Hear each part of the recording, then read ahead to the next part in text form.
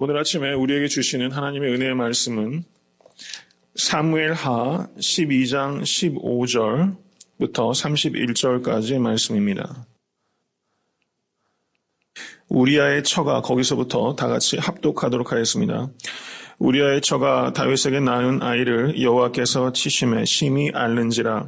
다윗이 그 아이를 위하여 하나님께 간구하되 금식하고 안에 들어가서 밤새도록 땅에 엎드렸으니 그 집의 늙은 자들이 곁에 이르러 다윗을 일으키려 하되 왕이 듣지 아니하고 저희로 더불어 먹지도 아니하더라. 이래 만에 그 아이가 죽으니라. 그러나 다윗의 신복들이 아이의 죽은 것을 왕에게 고하기를 두려워하니 이는 저희를 말하기를 아이가 살았을 때에 우리가 말하여도 왕이 그 말을 듣지 아니하셨나니 어떻게 그 아이의 죽은 것을 고할 수 있으랴. 왕이 회상하시리로다 함이라.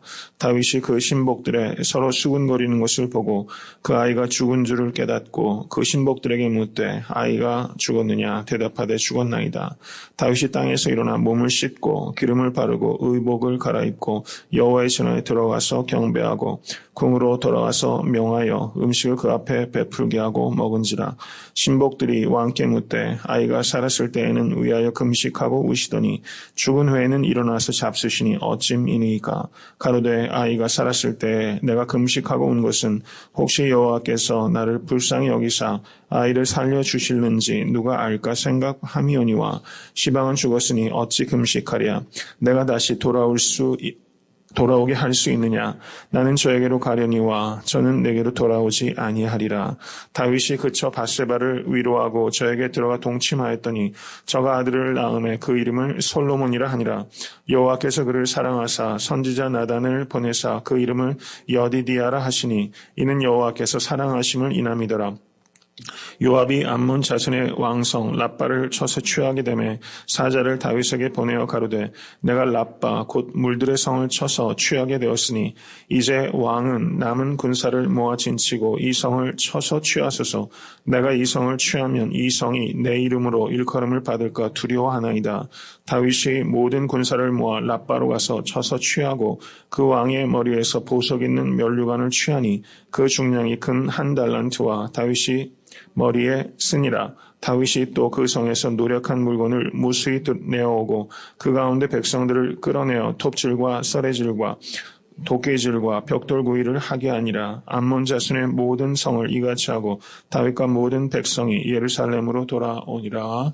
아멘. 하나님의 말씀입니다.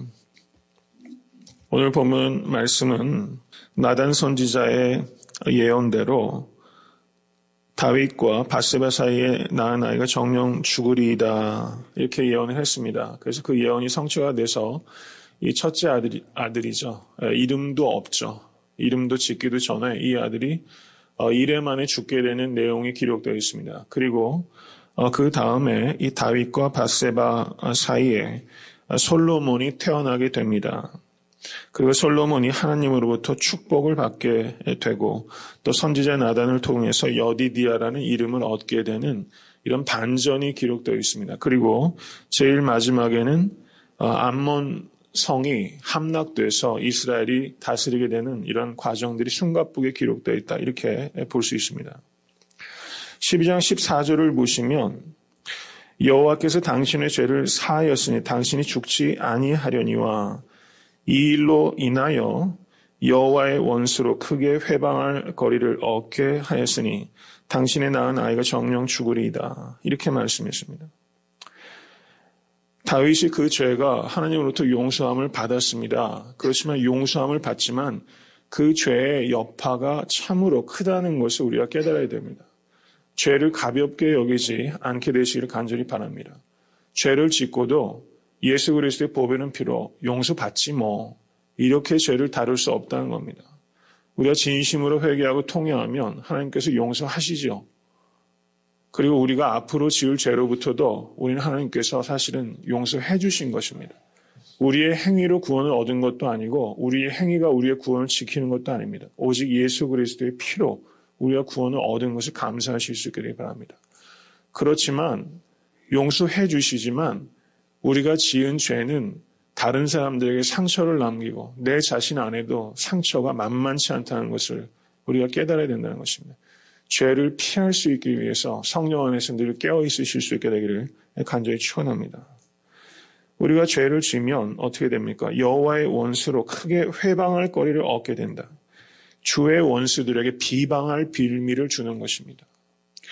다윗이 나중에도 계속 이 문제가 통치해 나가는데 크게 걸림돌이 됐을 거예요. 사람들이 아마 수군거렸을 겁니다. 아주 가까운, 예를 들면 우리아에게 바세바에게 제일 처음에 다윗이 그러니까 신하를 보내지 않습니까? 그래서 데려오잖아요. 이렇게 다윗의 수족처럼 부리는 사람들은 처음부터 이 내용을 알지만 조금 대신들 중에서도 이 죽은 아이가 도대체 우리아의 아들인지 다윗의 아들인지 아마 수근수근 했을 거예요.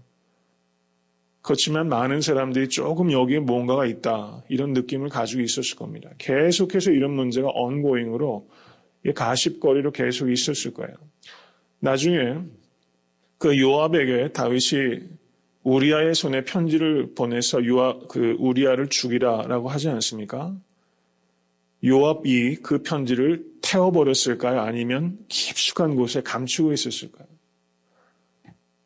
만약에 성도님들께서 요압이랑 그 편지를 버리시겠습니까? 아니면은 인슈어런스를 들어놓겠습니까? 이거를 가지고 있어서 나중에 어떤 일이 벌어질지 모르니까 다윗을 겁박할 수 있는 하나의 말하자면 비장의 무기로 가지고 있었을까? 저는 요압이 그 편지를 태워버리지 않았을 가능성이 매우 높다고 생각합니다. 나중에 요압이 다윗이 솔로몬 그 왕위가 넘어갈 때 이 요압이 솔로몬 편에 서지 않고 아도니아 편에 서게 됩니다. 그때 그 편지가 결정적으로 작용했을 거라고 저는 생각을 해요. 아마 그렇지 않겠습니까? 이 정치하는 사람들이 그런 거를 버릴 리가 있겠어요? 그걸 가지고 나중에도 이 솔로몬이 왕위를 이어가는데 큰 걸림돌이 되고 그때 노새에서 죽기 직전에 다윗에게도 그 문제가 계속적으로 걸렸을 가능성이 매우 높다는 것이죠. 죄는 하나님께서 진실된 마음으로 통회할 때 용서하시지만 그 죄의 여파들은 참 여진이 길게 간다는 것을 우리가 알아야 된다는 것입니다. 죄를 피하실 수 있게 되기를 간절히 바랍니다. 다윗이 바세바가 아이를 낳았을 때 여호와께서 치신 것을 알았습니다. 그리고 이 아이가 죽게 된다는 예언도 분명히 알고 있었죠. 그런데 다윗이 어떻습니까? 그 문제를 가지고 어차피 죽을 아이인데 뭐 하면서 기도를 안 할 수가 있고 그래도 하나님 앞에 금식하며 애곡하며 하나님 앞에 마지막까지 한번 하나님을 붙잡을 수가 있죠. 하나님께서 전자를 더 좋아하실까요? 후자를 좋아하실까요? 다윗의 이 태도가 다윗이 지은 죄는 참으로 크지만 다윗의 이 기도하는 태도는 참으로 우리에게 귀감이 된다고 생각합니다. 이것을 들어주시 않으실 것 같지만 그래도 나는 하나님께 인격적인 관계가 있기 때문에 그래도 매달리는 거죠. 하나님 혹시 안 되겠습니까? 다윗이 뭐라고 기도했을까 한번 생각해 보게 됩니다. 이 정말 귀한 아들 하나님 차라리 내 목숨을 가져가실 때도 이 아이 한번 살려주실 수 없습니까? 하나님 내 죄 때문에 이 아이가 죽는데 하나님 너무 가혹하고 고통스럽습니다. 하나님 한 번만 좀 용서해 주십시오 라고 기도하지 않았겠나 이런 생각이 들고 하나님께서 그 기도를 기뻐하셨을 것이다 이런 생각이 듭니다. 신하들이 가서 이 다윗을 일으키려고 합니다. 늙은 신하들이 가서 일으키려고 해요. 그러니까 저는 경륜이 참 중요하다고 생각합니다. 이렇게 중요한 국면에 나이 많은 신하들이 가서 다윗 왕을 일으켜서 음식 좀 드시라 이렇게 권면합니다. 근데 다윗이 한수하고 뿌리치죠. 이래 만에 이 아이가 죽었습니다. 그런데 다윗이 기도를 어디에서 했냐면 아이 옆에서 기도한 것이 아니에요. 아이가 죽은 것을 사람들이 수군거리는 것을 통해서 들었어요. 어디에서 기도했습니까? 여호와의 궤가 있는 그 장막 안에 들어가서 기도했어요. 상황을 보고 기도한 것이 아닙니다. 여호와 앞에서 기도했다는 거예요. 저는 이것도 참 의미 있다고 생각이 됩니다. 우리가 상황을 보지 않고 그 여호와 앞에서 기도하고 이런 모습, 이 간절함이죠. 이런 간절함. 이 간절함은 우리가 마땅히 배워야 된다 생각합니다. 그랬는데 그 뒤에 20절을 보세요. 20절. 16절 보시기 바랍니다. 16절. 금식하고 안에 들어가서 밤새도록 땅에 엎드렸으니 엎드렸습니다. 그리고 20절을 보시면 다윗이 땅에서 일어났다 이렇게 말하고 있어요. 땅에 엎드려야 할 때가 있고 땅에서 일어나야 할 때가 있다는 사실입니다. 땅에서 일어나야 할 때. 그런 말이 있습니다. 기도할 때는 쓰러지지 않는다 이런 말이 있어요. 기도할 때는. 다윗이 땅에서 일어났습니다. 몸을 씻고 기름을 바르고 의복을 갈아입고 여호와의 전에 들어가서 경배하고 이렇게 말했어요. 여호와의 전에 들어가서 경배했습니다. 다윗은요, 이 예배와 기도를 통해서 자기가 원하는 것을 얻으려고 하는 것이 아니라 지금 다윗이 간절히 간구한 것은 하나님으로부터 거절된 것입니다. 거절받았지만 그것을 하나님 앞에 들어가서 감사하며 경배하며 예배 드릴 수 있다는 겁니다. 우리의 뜻이 이루어지고 안 이루어지고를 뛰어넘어서 하나님의 뜻이 명확해진 거죠. 우리가 언제까지 기도합니까? 내 뜻이 이루어질 때까지 기도하는 것이 아니라 하나님의 뜻이 분명해질 때까지 기도하는 겁니다. 그것이 우리가 기도하는 때까지입니다. 어떤 문제 가지고 기도할 때 이 문제에 대해서 하나님의 뜻이 분명해질 때까지 기도하는 겁니다. 하나님께서 분명히 응답하십니다. 그때까지 끈기를 가지고 기도하실 수 있기를 바랍니다. 그때가 땅에서 일어날 때입니다. 내가 그 문제에 대해서 더 이상 기도하지 않을 때는 하나님의 뜻이 분명해질 때까지 기도했습니다. 그때 사람들이 의아하게 생각하는 거예요. 왜 의아하게 생각하냐면 다윗이 사울과 요나단이 죽었을 때 애국하면서 기도했어요. 그리고 이스보셋을 왕으로 세웠던 그 아브넬이 와서 화친을 청하고 그런데 요압이 이 아브넬을 암살하지 않습니까? 그 아브넬이 죽었을 때도 이 다윗이 애국했어요. 그래서 사람들이 다윗이 아브넬을 죽인 것 아닌가 하는 의심이 있었는데 다윗이 진정으로 애국을 하니까 다윗이 의심을 벗었죠. 그때도 애국했던 다윗입니다. 원수라고 생각할 수 있는 사울이 죽었을 때도 울고 아브넬이 죽었을 때도 애국했던 다윗이 여기에서 막상 자신의 아들이 죽었을 땐 애국하지 않고 몸을 씻고 기름을 바르고 음식을 청해서 음식을 먹으니까 신하들이 볼 때는 이상한 거죠. 아니 임금님 지금이야말로 애국할 때 아닙니까? 이렇게 지금 질문할 수 있다는 겁니다. 그때 다윗이 뭐라고 말합니까? 22절 아이가 살았을 때 내가 금식하고 운 것은 혹시 여호와께서 나를 불쌍히 여기사 아이를 살려두실는지 누가 알까 생각함이오니와 이렇게 기도했어요. 여기에서 이 혹시라는 말이 참 중요하다고 생각합니다. 혹시. 이것은 하나님의 존재나 하나님의 사랑이나 능력을 의심해서 혹시가 아니에요. 간절함의 표현입니다. 간절함의 표현. 혹시 나를 불쌍히 여기실까? 이건 절대 의심의 혹시가 아니라 간절함을 가지고 기도한다는 것이죠. 저는 여기에서 다윗이 이 무명의 아들이 죽었을 때 애국하지 않은 것에는 어떤 정치적인 맥락이 있었다 생각합니다. 아까 말씀드렸던 것처럼 백성들도 조금 낌새를 차고 있었고 이게 얼마나 가십거리가 되겠어요. 저게 도대체 누구시냐. 상식적으로 안 그렇겠습니까? 다윗이 그렇게 지금 돼가고 있는데 알 사람은 알고 있겠지만 이거를 아이의 장례식을 크게 지내면서 공식적으로 애국을 할 수가 없는 입장이죠. 왕의 입장에서는. 불륜을 통해서 낳은 아이 아닙니까? 그러니까 다윗의 입장에서는요. 지금 겉으로 애국하지 않았지만 다윗의 속으로 눈물이 강물처럼 흐르고 있는 거예요. 왕이기 때문에. 내 자식 죽었는데 다른 왕자들처럼 제대로 장례식조차 못하는 거예요. 왜? 내가 지은 죄 때문에. 내 죄 때문에 이 아들을 하나님께서 치셨는데 그나마 이 아들을 위해서 장례식조차 못하는 자신의 죄를 얼마나 뼈아프게 생각했겠습니까? 다윗이 지금 엄청난 공부를 하고 있는 거죠.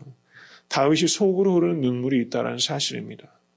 이것을 우리가 봐야 되는 것입니다. 그 뒤에 있는 이야기가 무엇입니까? 24절 다윗이 그쳐 밧세바를 위로했어요. 위로하실 수 있는 사람 되실 수 있게 되기를 바랍니다. 그쳐 밧세바를 위로하고 저에게 들어가 동침하매 저가 아들을 낳음에 그 이름을 솔로몬이라 하니라. 여호와께서 그를 사랑하사 여호와께서 그를 사랑하셨다고 합니다. 선지자 나단을 보내사 그 이름을 여디디아라 하시니 하나님께서 이름도 지어주신 거예요. 이 너무나 놀랍지 않습니까? 앞에서 아들을 하나님께 치셔서 죽임을 당했고 두 번째 아들은 지금 태어났을 때 선지자 나단을 통해서 이름까지 하나님께서 지어주셨는데 여디디아라는 표현은 여기 딱 한 번 나옵니다. 여디디아. 여디디아라는 뜻이 하나님의 사랑하시는 자예요. 이 이름 기억하세요. 우리들 한 사람 한 사람의 이름은 무엇입니까? 우리가 바로 여디디아입니다. 여디디아. 하나님의 사랑하시는 자인 것을 믿으실 수 있기를 바랍니다. 하나님께서 이처럼 사랑하사 독생자를 내어주신 바로 그 귀한 아들과 딸이 바로 우리들이다. 내가 여디디아다. 이 이름 꼭 기억하시기 바랍니다. 여디디아. 이스라엘 왕은 이름이 두 개가 있어요. 여기에서 솔로몬은 이 여디디아가 자라서 왕으로 등극해서 공식적으로 불려진 이름이 그 솔로몬입니다. 정확한지 모르겠지만 가령 세종대왕도 원래 이름이 이도라고 불렸잖아요. 제가 알기로는 그렇게 알고 있는데요. 즉위한 다음에 공식적인 명칭이 솔로몬이 되었는데 원래 이름은 여디디아로 불렸다는 사실입니다. 하나님의 사랑하시는 자. 여기에서 중요한 것은 솔로몬의 다윗의 몇 번째 아들인가를 생각해 보면 성경을 근거로 추론을 해보면요. 헤브론에서 다윗이 낳은 아들이 6명입니다. 그리고 예루살렘으로 천도를 해서 예루살렘에서 낳은 아들이 여럿 있었는데 그 중에서 솔로몬이 4번째 아들이었어요. 그러니까 성경에 기록된 것만도 솔로몬이 따지면 10번째 왕자입니다. 왕위를 계승하게 되면 얼마나 안에 그 혈투가 있었겠어요. 그 중전을 비롯한 둘째, 셋째 이 아내들이 얼마나 자기 아들을 가지고 왕에 세우려고 막 온갖 신경전과 권력 암투가 있었을 겁니다. 그런데 어떻게 10번째 아들, 더군다나 이 밧세바 출신이 얼마나 사람들이 입에 오르락내릴 거랬겠어요. 왕이 된다는 것은 정치공학적으로는 불가능한 얘기입니다. 그런데 누가 왕이 됩니까? 솔로몬이 됐어요. 왜 솔로몬이 됐습니까? 하나님께서 사랑하셨기 때문에. 하나님께서 선택하셨다는 뜻입니다. 여기에 복음이 있다는 사실입니다. 우리가 하나님의 아들, 딸이 될 만한 자격 조건이 하나도 없어요. 솔로몬이 왕이 될 수 있는 자격 조건이 하나도 없습니다. 그런데 왜 솔로몬이 됩니까? 솔로몬이 태어날 때부터 하나님께서 사랑하셨잖아요. 선택하셨잖아요. 우리도 어떻게 하나님의 아들, 딸이 됩니까? 만세 전에 우리를 예수 그리스도 안에서 택정하셨다고 말씀하셨습니다. 우리가 잘한 게 하나도 없어요. 뭘 잘해서 자녀된 것이 아니라는 것입니다. 솔로몬이 왕이 된 것처럼 우리가 그렇게 전적인 은혜로 하나님의 아들과 딸이 됐다는 것을 감사하실 수 있기를 바랍니다. 이것을 깨달아야 됩니다. 이것이 십자가의 은혜입니다. 이것을 깨달으면 우리가 넉넉하게 승리할 수 있게 된다는 사실입니다. 제일 마지막에 이제 암몬을 요압이 쳐서 암몬 도성을 빼앗게 됩니다. 그랬더니 그 다음에 이 다윗이 그 성을 취하고 그리고 많은 것들을 전리품을 얻어오고 31절을 보시면 그 백성들을 잡아와서 노예 삼았죠. 이거는 이 당시에 흔하게 벌어지는 일들입니다. 여기서 우리가 중요하게 생각할 수 있는 것은 이 암몬이 원래는 다윗과 좋은 관계를 가지고 있었습니다. 그런데 암몬에 나하스가 죽자 다윗이 조문단을 보냈는데 그 조문단을 그 암몬의 방백들이 왕에게 고하기를 한운이라는 새로운 왕에게 지금 다윗이 보낸 조문단은 사실상은 여기에 첩자질을 하려고 온 겁니다. 저거는 선한 뜻을 가지고 조문해 온 게 아닙니다. 라고 해가지고 이 대신들의 꼬드김에 속아가지고 수염을 자르고 옷을 댕공 잘라버려서 모욕을 했습니다. 그래서 이스라엘과 전쟁이 벌어진 거죠. 그 결과 지금 나라가 함락되고 노예로 잡혀가게 된 것입니다.